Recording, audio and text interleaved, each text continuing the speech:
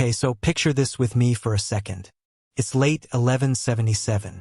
You're looking at a kid, literally a kid, whose body is eating itself alive from the inside out. His hands? They don't work anymore.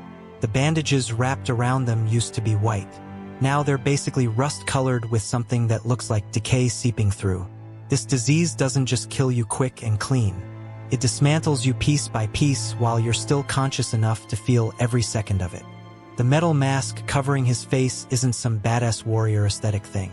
It's literally hiding the fact that there's nothing left under there worth looking at. Now zoom out. About 3 miles away, everything disappears into dust. 26,000 warriors. Like, imagine a massive football stadium completely packed. Then add another 8,000 more. All of them mounted on war horses. All of them trained killers. They're spread out so far across the landscape that the dust cloud they're creating actually looks like fog. And the guy running this whole operation? Saladin, 40 years old. Never lost a battle. Ever. He's so confident that he's literally already sent messages ahead to Damascus describing the victory party he's planning for tonight. He's already won. Everyone knows he's already won. Behind our deformed kid, 500 knights. Let that sink in for a moment. 500. Tired. Their horses are done. Their armor's all banged up from fighting over and over. Their weapons are garbage. Lances that are basically broken. Swords that haven't been sharpened in weeks. So the math here is pretty simple, right? 52 enemies for every one of these guys. That's not just bad odds. That's you're insane if you actually try this odds. Armies don't fight those numbers. They give up or they die. It's just what happens. Every general tells him to stay behind the walls. Every military textbook ever written says this is suicide. Even his own body, his destroyed nerves, his swollen joints, his skin literally splitting open, is basically screaming at him to stop. Then Baldwin does something nobody expected. He tells them to charge. So here's what you need to know before this gets completely wild. Jerusalem, it's not the beautiful golden city from the paintings. It's basically a corpse that's still technically breathing. The walls are falling apart from 80 years of constant attacks. Half the population's already left because anyone with any money got out months ago. This whole civilization is literally just held together with hope and denial at this point. Running this dying city, a teenager whose own body is turning against him. Baldwin IV wasn't supposed to be king. He wasn't even supposed to make it to adulthood. Back in the 1100s, leprosy wasn't just a medical thing, it was treated like a curse from God. People with it had to literally ring bells to warn others they were coming. They got buried in unmarked graves. Their families would erase them from records like they never existed. But Baldwin's dad, King Amalric, he saw something different in his son. He saw intelligence. He saw a mind that could solve impossible problems. When Amalric died in 1174, the crown went to a 13-year-old boy who was never going to get married, never going to have kids, and whose kingdom was basically already being written off as dead.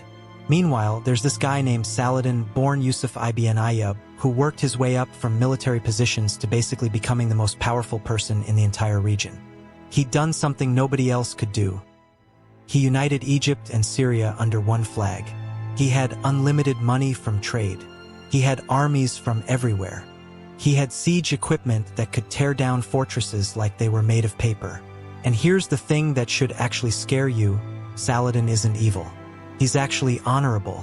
He follows the rules of war. He's diplomatic. Even his enemies respect him. But when you're trying to take over the world, respect doesn't really matter that much. By the fall of 1177, Europe's basically given up on Jerusalem. They've stopped sending help. Even the Pope is already planning what happens after the city falls. Think about what that means for a second. You've got a dying teenager and 500 exhausted soldiers standing between complete collapse and the most powerful empire in the region. That's it. That's what's left of Christianity in the Middle East. 3 days before everything happens, Saladin makes a decision. On paper, it's perfect. It's logical. It's exactly what any smart commander would do. Military textbooks would approve. Every tactical expert would nod and say, yeah, that's the smart move. It's also going to destroy everything he's built. November 23rd. His army comes pouring into Crusader territory like water through a broken dam. 26,000 warriors. The supply train is massive: tents, food, weapons, mobile forges to fix equipment. This isn't a raid. This is a full invasion designed to permanently wipe out the Crusaders. Saladin's plan is basically military textbook stuff. Don't waste time attacking the fortress at Ascalon. Just go north along the coast, cut off Jerusalem's supply lines, starve them out. It always works. He's done it before. Inside Jerusalem, things are basically falling apart. The military council sits down and runs the numbers. Garrison, 750 guys, mostly infantry. Knights they can actually pull together, maybe 500, and that's if they call in every favor they've got. They're monastic warriors, 80 guys who are already exhausted from fighting on the borders. Raymond of Tripoli, this guy's a serious commander, decades of experience, just lays it out straight. No bullshit. Your Majesty, we stay in the city, we might survive for weeks, maybe longer if we're careful with food. But we'll lose eventually. If we ride out, we die fast. And if the army dies, the kingdom dies with us. Nobody says anything after that. Baldwin's sitting in his throne, but he can barely sit upright. Standing for more than a few minutes and his joints start swelling and cracking. His advisors can see him shaking just from the effort of keeping himself up. But they know what he's thinking about. If he stays behind the walls, Jerusalem might hold for a while. But Saladin will burn everything for 50 miles around. Every village, every farm, every church. The regular people will suffer for months. If he rides out with the knights, yeah, they probably die. But while Saladin's dealing with them on the battlefield, he won't be burning the countryside. The regular people might actually survive long enough for help to show up from Europe. So it's not really a choice between winning and losing. It's a choice between dying fast with a purpose or dying slowly while watching everyone you're supposed to protect get tortured first. Baldwin lifts his head. The metal mask catches the light. He asks Raymond one question that changes everything. How slow does an army move when it's all spread out looking for supplies? Raymond looks confused. Slower than normal, I guess. They'd need time to regroup and what if we hit them before they can group back up? The whole room goes cold. 24 hours later, Baldwin shows up at the armory. They have to carry him there because his legs won't hold him up. His guards start putting armor on him, and immediately they run into a problem. His hands won't close. His fingers just won't work. So they tie his sword directly to his wrist with straps. He orders everyone ready to march immediately. 500 knights, 80 of those warrior monks, 3,000 regular infantry. They march all night, 45 kilometers in 36 hours. That's absolutely insane for healthy cavalry with supplies and good weather. For guys carrying a half-dead king while knowing they're probably going to die, that's actually impossible. But they do it anyway. Here's the weird part though. The whole way, Baldwin keeps asking his scouts the same thing. Is Saladin still heading north? Yeah, boss. Are his guys still all scattered out? Yeah, boss. And Baldwin? He's smiling. His knights think he's lost it. Fever dreams.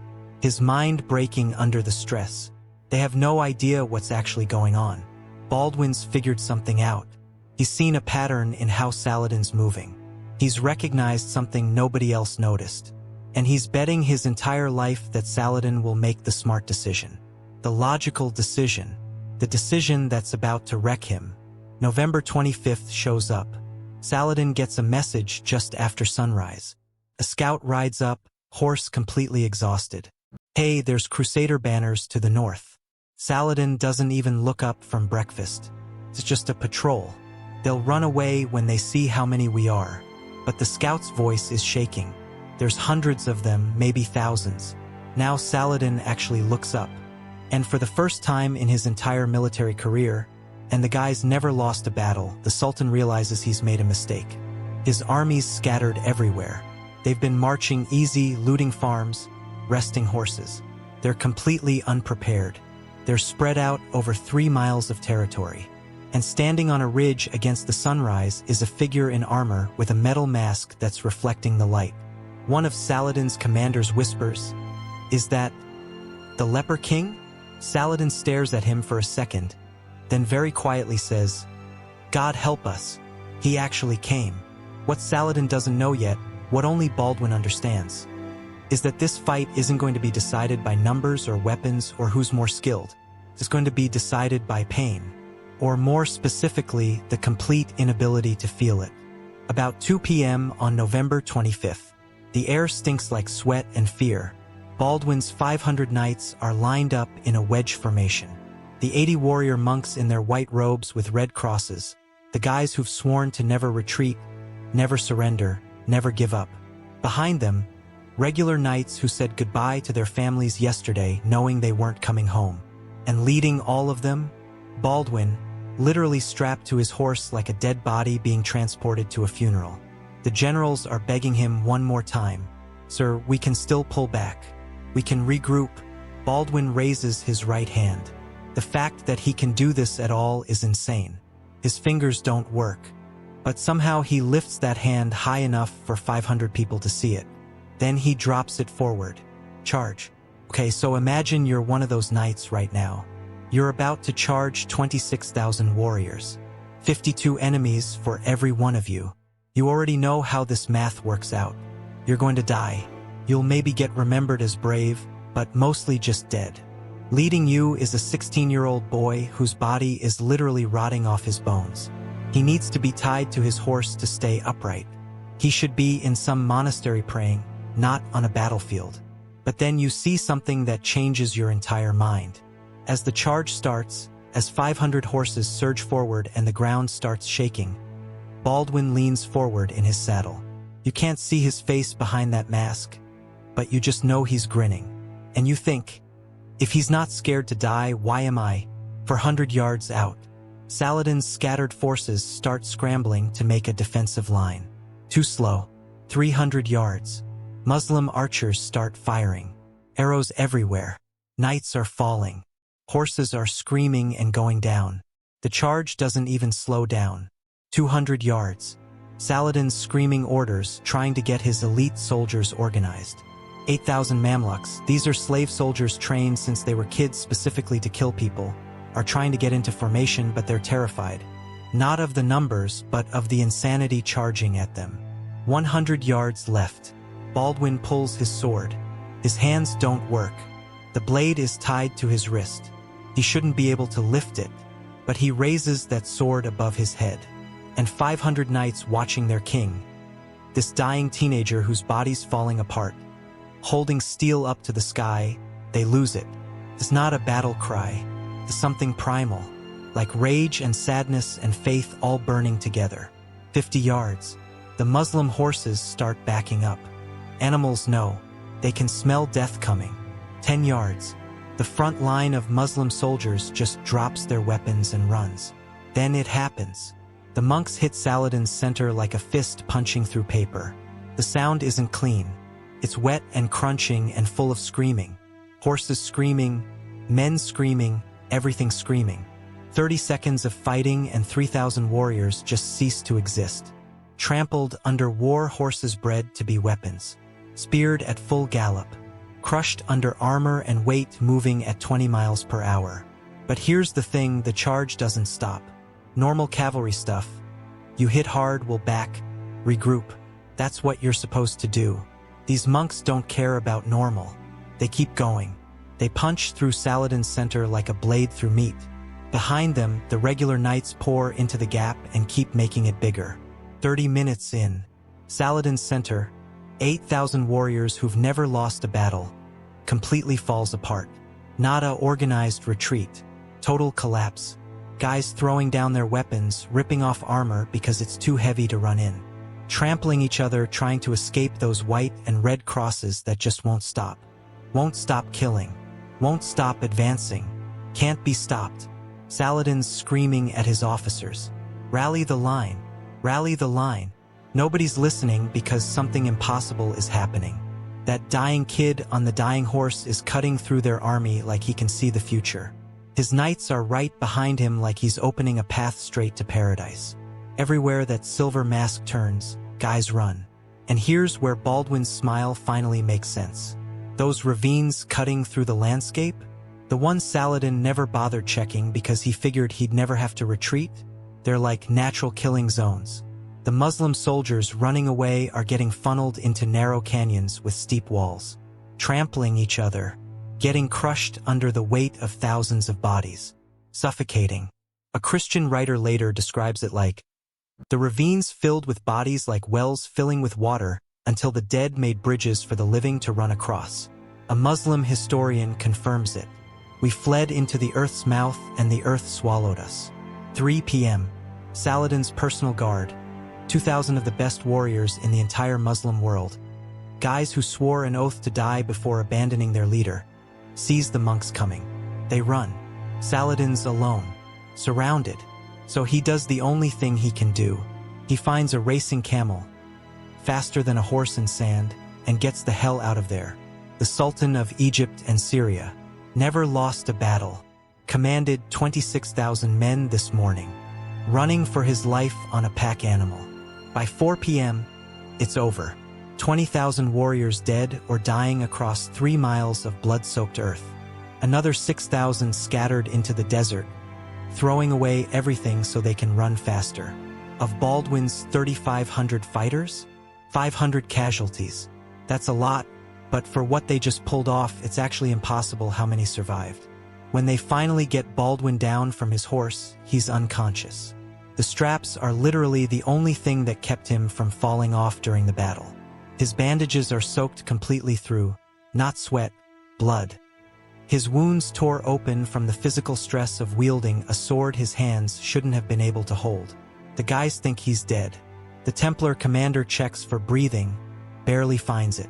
He's straight up crying as he's looking at the knights standing around. He can't feel pain. That's how he did it. His body was breaking the entire time and he had no idea. He never knew when to stop. So he didn't.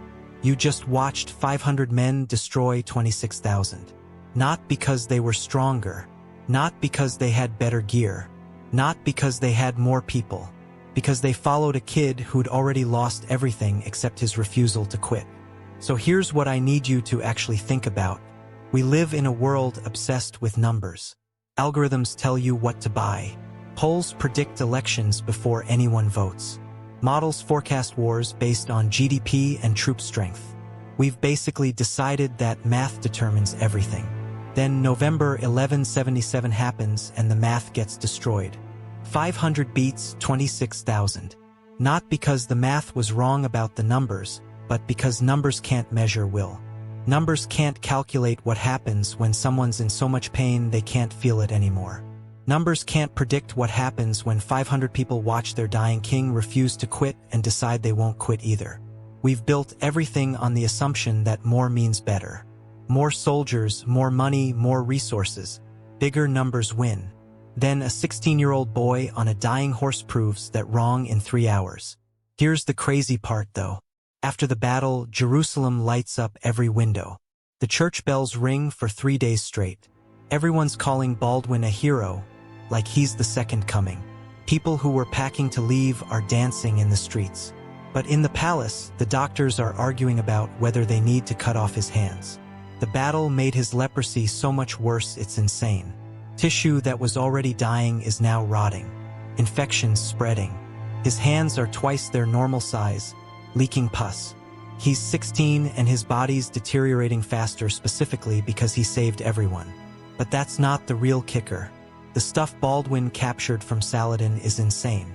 The entire supply train. Tents, weapons, gold meant to pay 26,000 soldiers. Enough equipment to outfit every crusader fortress in the region. Castles that were about to surrender are suddenly fortifying. Europe that had written off Jerusalem is suddenly sending soldiers again. But for Saladin, it's catastrophic. His reputation, built over 15 years of careful strategy and diplomacy, just exploded. His whole thing was that he always wins. Now he lost to 500 guys. Suddenly, every minor official in Egypt is making secret peace deals. Syrian lords are asking if Saladin's still God's chosen leader or just a guy who got unlucky. It takes Saladin 10 years to recover from a single 3-hour battle. But here's what'll actually mess with your head. The doctors tell Baldwin he has maybe 6 months to live. A year if he's lucky. The disease is too far gone. That battle just made everything worse. He lives another 8 years. 8 years of increasing agony. Losing his sight. Can't walk. Eventually can't even feed himself. But his mind stays sharp the entire time. And during those 8 years, he defends Jerusalem against Saladin 3 more times. Never more than 1,000 knights. Never loses. In 1183, 6 years after everything we just talked about, Saladin and Baldwin meet under a truce flag to trade prisoners. Baldwin's on a stretcher. He's blind, can't move, can barely whisper. Saladin looks at this broken kid who's been haunting him for years and says something that Muslim historians actually wrote down. I don't understand how God could give such a brilliant mind to such a destroyed body. Baldwin whispers back through a translator because his voice is too weak to carry. Maybe exactly so that when I win, nobody can say it was because of strength. They have to say it was because of will. Saladin just rides away, doesn't say anything, just leaves. Here's the ending that changes everything. When Baldwin finally dies in 1185, age 24, body completely destroyed, his legacy gets destroyed with him. Saladin waits exactly 2 years, then takes Jerusalem. Without Baldwin's personal commitment, the Crusader states collapse in months. His successors lose in years what Baldwin held for 8 years with just pure determination. So did he actually win? Or did he just delay what was going to happen anyway? The honest answer is, it doesn't matter. What matters is that one person refused to accept that the math predetermined the outcome. That 500 watched their king fight through a body that should have given up hours before and decided they wouldn't quit either. We're so caught up in calculation, probabilities, statistics, algorithms, models. We've accepted that numbers determine fate. Then Baldwin shows up and breaks that entire framework. One dying teenager, 500 desperate soldiers, against logic, against mathematics, against every textbook rule of warfare. And they won. Not because it was supposed to happen, because they refused to let it not happen. That's the whole lesson here. That's what we've forgotten. That's what civilization needs to remember. Subscribe to the channel, because these aren't just old stories. These are demonstrations of what happens when human will collides with human calculation. When someone looks at the math and decides the math doesn't get to decide. The past isn't dead. It's waiting for someone to remember it actually means something. And if Baldwin's story gets you thinking about what one person's refusal to quit can actually do, stick around because our next one gets legitimately darker.